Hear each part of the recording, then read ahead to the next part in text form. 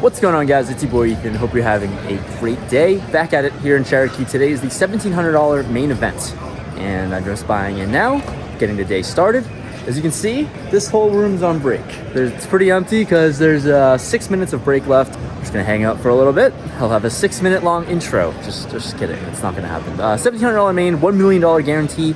I played this last time. I tried to run deep. I think I placed like 50th or something like that. But usually it's gonna break the guarantee, I think. And it's gonna be like, last time I was here it was 300,000 for first place. So it's a big tournament. It's going to be day one of this journey. And let's just run good, win some all-ins, win some pots, and that's how tournaments go. Wish us luck, leave a like. I'll see you guys on the felt. This is the WSOPC main event in Cherokee, $1,700 buy-in, and we're in level 8. Blinds are 500, 1K, 1K. With 30,000 in stack, I pick up pocket kings to start off. What a beauty. I raise it up to 2,000, and my player to my left immediately 3-bets to 6,000. Folds back to me, looks like a reg here in the tournament streets, and he certainly should have some bluffs 3-betting, but not weighted too much towards that, given I have a 30 big blind stack. With pocket kings here, given the configuration, I think it's an easy decision to go all in, and he quickly makes the call. I see we're up against pocket jacks. Let's hold for the first hand of the day. A lot of bluffs, guys. A lot of queens. Of course, the flop comes in ace, so if I just made the call of the 3-bet, I wouldn't have won the maximum, and I get a clean double up. What an incredible start to this tournament, finding a double up with pocket kings. In the following spot with ace-10 suited, I'm in the small blind, and there's a middle position player who limps with the big stack. Cutoff makes the call, and I think I got some pretty nice cards and definitely want to bloat up the size of the pot. Even though I'm in the small blind here, I decided to raise to 6,000, and only the limper makes the call with the big stack. So up against middle position player, we're off to a flop, which comes 10-4 deuce rainbow. Oh my God, sitting with top pair, top kicker, feels like a pretty good spot on a dry flop. I start off with a check, and this player actually bets out 9,000. Oh boy, playing pretty deep against this player now, and definitely think there might be merit to check raising against this specific opponent, but because it's such a dry board, I decided to just make the call, and let's see a turn. Turn comes the 9 of diamonds, and sadly action is going to go check, check. So he's not putting much money into the middle here. We're off to a river, which comes a jack. So not great. Overcard over to our pair. We lose to jack 10 now, but oh well. I start off with a check because I'm not really sure how much value I can get off of this opponent anyways, but he does end up firing. He fires out 21,000. Alrighty, it's a big bet. And there's a card over my pair. I'm sitting with second pair. I think my hand's simply just too good to fold. Even though this sizing is really big, I say F it, I call, and he shows us queen 10 actually, which is really awesome. Potentially, I could have gotten some more money in if I check raise the flop, but that's just being results oriented. I'm happy this player bet so big on the river, and I'm gonna get paid. Now, close to 100,000 starting in stack now, only a couple levels in. Now, progressing to level 10, skipping level 9, blinds have increased. I have just under 100,000 in stack, and I see pocket deuces in the cutoff. There's a low jack player with a big stack, raises it up to 5,500, which is a pretty big bet, but I think I'm still deep enough to set mine against this player. He covers me, so I make the call and everyone else folds. So heads up in position. The flop is bink 8-7 deuce. Let's freaking go. Even better, this player pumps more money into the middle, 6,500 to go, and I'm in position. It's a dynamic board. I unblock all the draws. I unblock all the top pairs. I unblock all of the over pairs you can have. Let's go for it. I raise it up to 17.5 thousand. And upon my raise, this player wants to do other stuff. He re-raises to 31.5K. Wow. Wow. What a 3-bet here in this spot. Fist pumping so hard. If he has a higher set, then so be it. But I want all the money in the middle. This is just music to my ears. I think this player is going to be weighted more heavily to overpairs here that won't be able to get away. And I'm just trying to figure out, how can I get the max? I'm in position against this player, and I actually don't have a whole lot. I started actually with about 80,000. So, what's another 40,000, right? Like I said, I'm kind of expecting them to have all the aces and kings here, and given this field, I just don't think they're going to be able to fold those types of hands, especially on a board like this. On top of that, I think aces and kings might slow down if they see an ace on the turn, so I decided to go for it. I 4-bet jam a total of 78,000. It's only about 45,000, 46,000, 47,000 more over his 3-bet. And this player goes deep into the tank. And while he's thinking for so long, I'm just thinking, you can just call with your overpair, right? I mean, seems like a pretty easy solution. Granted, you don't see many 4-bets ever on the flop here. And maybe this was a mistake as he finds a fold. Did he really fold an overpair to me? Or was he just trying to bluff me off with a flush draw? I guess we'll never know. I do chip up massively here with over 120,000 in the stack, but I didn't find a full double up. I did not win the maximum, which kind of hurts me to a certain degree. Feels like I could have gotten much more if I just decided to call the 3-bet, but here we are, chipping up again. Progressing to level 11, blinds have increased again, and I have 8-7 of spades in the small blind.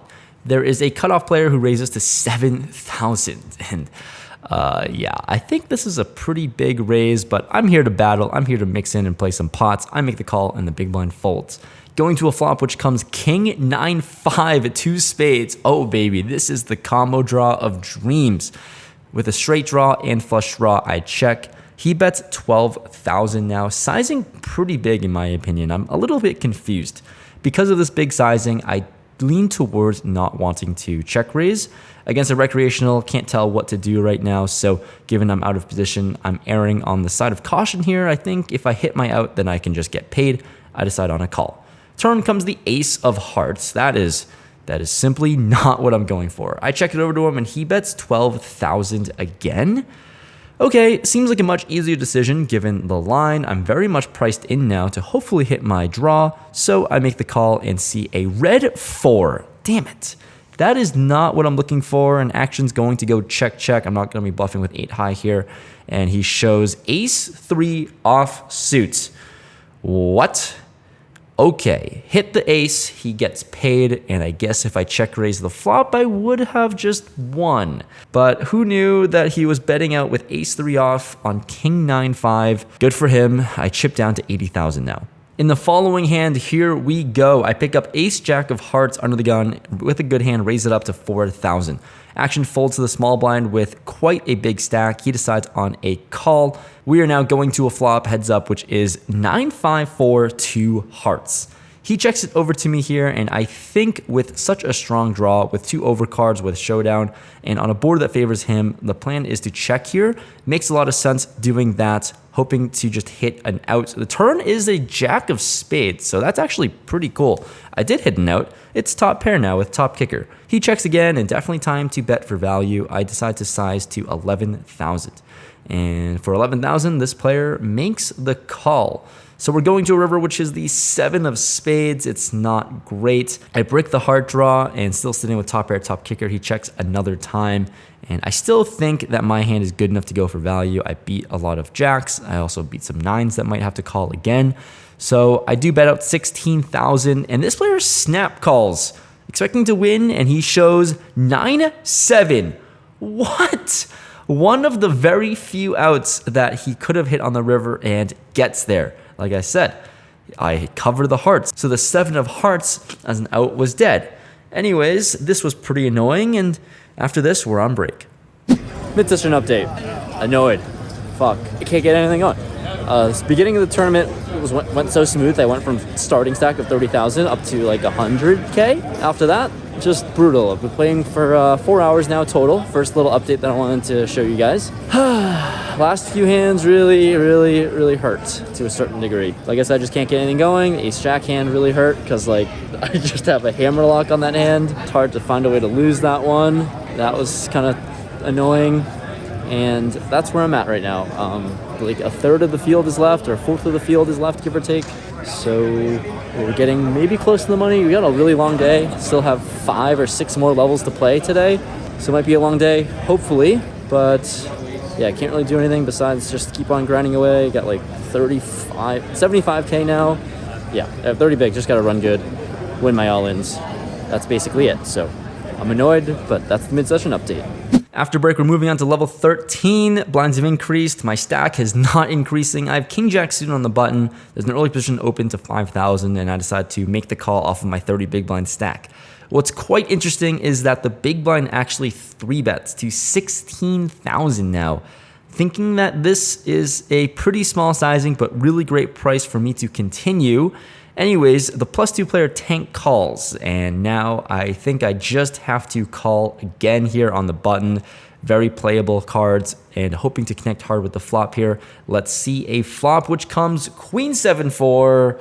Not anything going for me. Not a spade, not much here. The big blind decides to bet out 21,000. +2 player goes all in. King high is a snap fold, and the big blind snap calls. We see ace queen versus queen 10, and top pair versus top pair, but the ace high kicker is going to win and hold. Pretty action packed hand. Sadly, not super actiony for me. I'm down to 60,000, and now it gets announced 88 players make the money. There are only 132 players left, so we're getting pretty close, and we're moving on to the next hand where blinds have increased. My stack once again decreased to around 50,000, and I have pocket jacks in the low jack. I raised it up to 6,000, and we get some action. The cutoff with a massive stack, and big blind decide on a call. Going to a flop, which comes King 6-7 rainbow. It is an okay flop, decent for jacks. One card over my pair. Don't love it, but here we are. Action's going to check to the cutoff player, and he bets out 5,000. Big blind folds to me, and I think this is a pretty easy call, even though there is one card over my pair. I can't be afraid of that, and also given a really good price to call. So let's get in there. The turn is the 5 of spades. Cool. That connects the board a little bit, but pretty cool when action goes check, check. So don't think this player has a king too often. And now we're going to a river, which is the 10 of spades. Thinking this is a brick, or maybe some of his bluffs actually improved to a pair of 10s. I think my hand is just good enough to bet for value here. So I decided to bet small of 13,000. And he quickly makes the call for 13,000. I show my hand, and I get shown King Jack of diamonds. The cool thing about tournaments is that if you get a hot run of cards, you get to chip up massively. But when a cold run comes, you chip down massively. And that leads us to the next hand with ace-10 offsuit. I've got 10 big blinds. Very next deal, I decided to go all in for 29,000 and fold it around to the big blind, who snap calls with pocket eights. So let's go to a flip.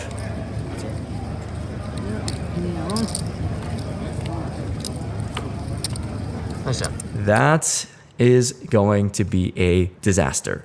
Lose this flip, and I'm out of the tournament, even though I was so close to making the money. I think I need a break. I think I need a break.